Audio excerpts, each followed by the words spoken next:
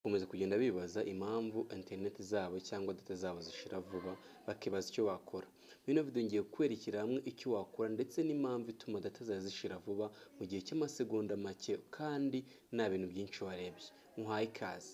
Tugiye kureba hamwe ibintu bitanu musaba gukora video kugeza irangiye ndetse ngusobanurira buri kintu cyose ku kindi ndetse n'icyo wakora. Tubanze turebere hamwe ibyo bintu bitanu. Hari application zikoresha data mu buryo nawe utazi kandi izo application utari kuzikoresha, harimo nka WhatsApp, TikTok, Facebook, Instagram, Play Store n'izindi nyinshi zinywa data zawe kandi utabizi. Musaba kuza kure icyo wakora kugira ngo data zawe ntizongere kugenda. Tujye ku cya kabiri. Autoplay, kwa kundi ureba video ukabona iri kwiplayinga. Nk'urugero ushobora kujya kuri TikTok video mu gihe utayifunguye ukabona iri kwiplayinga kandi bikoresha uburyo bwa HD. Kandi bikoresha uburyo bwa HD ni ukuvuga ngo haba hagenda mega nyinshi kandi vuba vuba. Ikintu cya gatatu kindi ni auto update, kwa kundi update cyangwa application za updating mu buryo utazi nabyo bitwara data. Hari ukuntu ufungura data application zitangira kwiupdatinga bigize nyine automatically. Ikindi cya kane ni download WhatsApp status cyangwa media. Hari ukuntu ufungura ibintu byose byo kuri WhatsApp ugasanga byuzuye kuri telefone yawe. Wow, ibi nabyo bikunda gutwara data mu buryo utazi, niyo mpamvu ujya ubona data zawe zishira burundu cyangwa numenye ukuntu byagenze. Noneho ndamuhaye ikaze no muri video y'uyu munsi, aho tugiye kureba hamwe buri kintu cyose ndetse nanakwigisha buri kintu cyose icyo wakora kugira ngo data zawe ntizongere kugenda vuba. Nta kindi kintu uzakora, mwabwira ko application kenshi dukoresha hari igihe ziba uri gukoresha application imwe ariko n'izindi ziri gukora. Ikintu cya mbere uzakora, uzajya aho kuri internet yawe bitewe n'iyo uri gukoresha uyifateho gutya, nirangiza uzahita ifunguka urushinge muri data usage.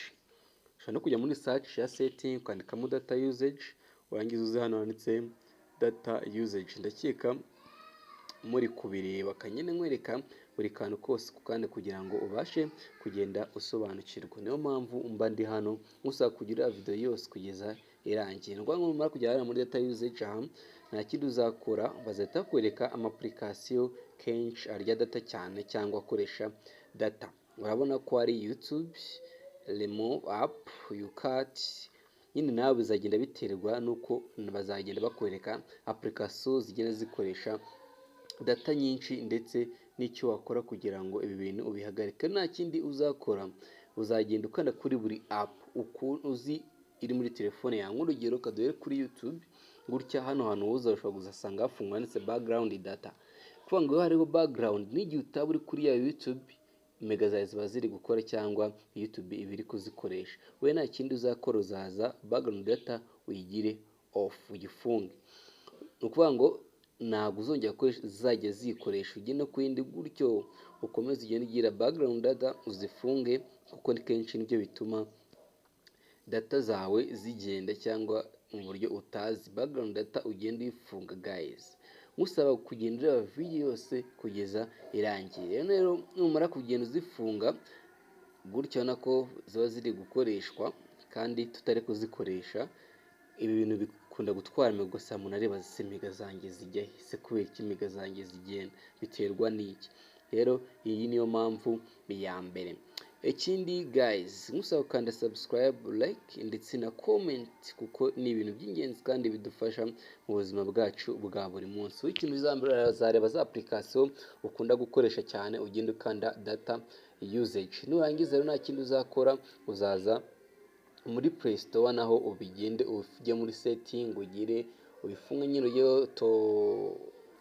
ubigire stop, ujye muri setting yabyo nawe ugire stop kujya updatinga. Uburuko nyine kujya updatinga nyine, kuko kenshi iyo updatinga kuvanga ibintu byose ni utaba uri kuri ugifunga internet itangira kwidownloadinga, nawe uzaza wafunga. Nurangiza uzajya kuri WhatsApp yawe guys, musaba kanda subscribe, like ndetse na comment. Numara kujya kuri WhatsApp yawe nta kindi uzakora, uzaza muri setting ya WhatsApp, wangiza ugire gutya uze muri setting, uzana wanditse storage and data, nurangiza uzana wanditse media app. Okay, sorry, Ana Media Pros kwa kundi ureba HD video zigaragara neza, cyangwa hano kwa updating nuza yawe njye ndashaka aho ushobora kubifunga.